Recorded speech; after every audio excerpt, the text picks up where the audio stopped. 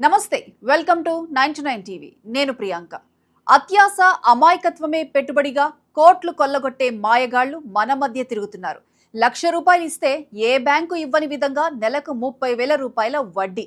పోనీ బంగారం కొందామంటే మార్కెట్ ధరతో సంబంధం లేకుండా కేవలం 12,000కే గ్రాము బంగారం. వినడానికి అద్భుతంగా ఉంది కదూ. సరిగ్గా ఇదే నమ్మబలికింది ఆ కిలాడి జంట. పశ్చిమ గోదావరి జిల్లా తణుకులో వెలుగు చూసిన ఈ భారీ కుంభకోణం ఇప్పుడు తెలుగు రాష్ట్రాల్లో సంచలనం సృష్టిస్తోంది. నమ్మిన వారిని నట్టేట ముంచి అడిగితే ఫోటోలు మార్ఫింగ్ చేస్తామంటూ బెదిరింపులకు దిగుతున్న ఆ దంపతుల అసలు కథేంటి? 25 కోట్ల వెనుక ఉన్న ఆ మాయాజాలమేంటి? ఈ స్పెషల్ స్టోరీలో చూద్దాం. పశ్చిమ గోదావరి జిల్లాలోని ప్రశాంతమైన తణుకు పట్టణం. అక్కడ స్నేహలత, దుర్గాప్రసాద్ అనే దంపతులు ఒక వ్యూహం పన్నారు. దుర్గాప్రసాద్ కు గతంలో ఒక గోల్డ్ షాప్ లో గుమస్తాగా పనిచేసిన అనుభవం ఉంది. ఆ అనుభవంతోనే పసిడి మార్కెట్లోని లొసుగులను, ప్రజల బలహీనతలను ఆయుధంగా మార్చుకున్నాడు.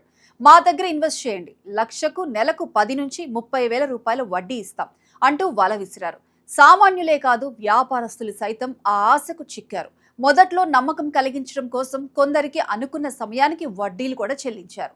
దీంతో ఆ నోట ఈ నోట ప్రచారం పెరిగింది. మహిళలు తమ దగ్గర ఉన్న నగదుతో పాటు బంధువుల వద్ద అప్పులు తెచ్చి మరీ ఈ జంటకు అప్పగించారు. అక్కడితో ఆగలేదు ఈ కిలాడి జంట. బయట బంగారం ధర ఆకాశాన్ని తాకుతోంది, కానీ మేము మీకు కేవలం 12,000 రూపాయలకే గ్రాము బంగారం ఇప్పిస్తాం అంటూ మరో కొత్త ఎరవేశారు. ఈ నమ్మకమే ఇప్పుడు సుమారు 25 కోట్ల రూపాయల భారీ స్కామ్ కు దారితీసింది.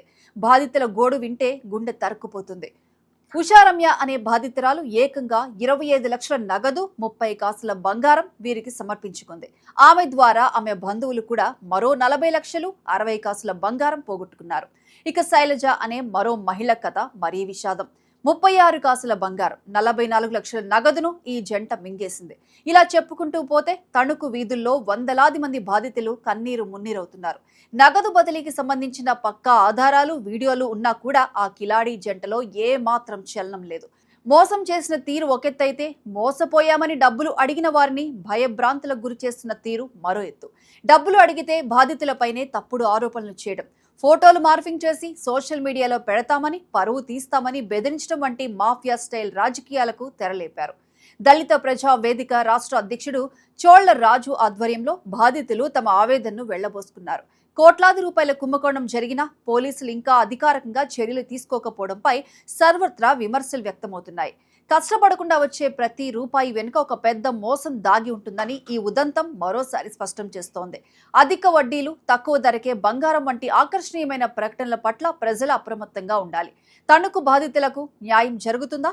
అసలు ఈ 25 కోట్లు ఎక్కడికి వెళ్లాయి? ఈ కిలాడి జంట వెనుక ఉన్న పెద్ద తలకాయలు ఎవరు అన్నది ఇప్పుడు మిస్టరీగా మారింది. నమ్మకాన్ని గొంతు కోసే మాయగాళ్లు పొంచి ఉన్నారు. జాగ్రత్త. వడ్డీ ఆశ ప్రాణాల మీదకు రాకముందే మేల్కొనండి.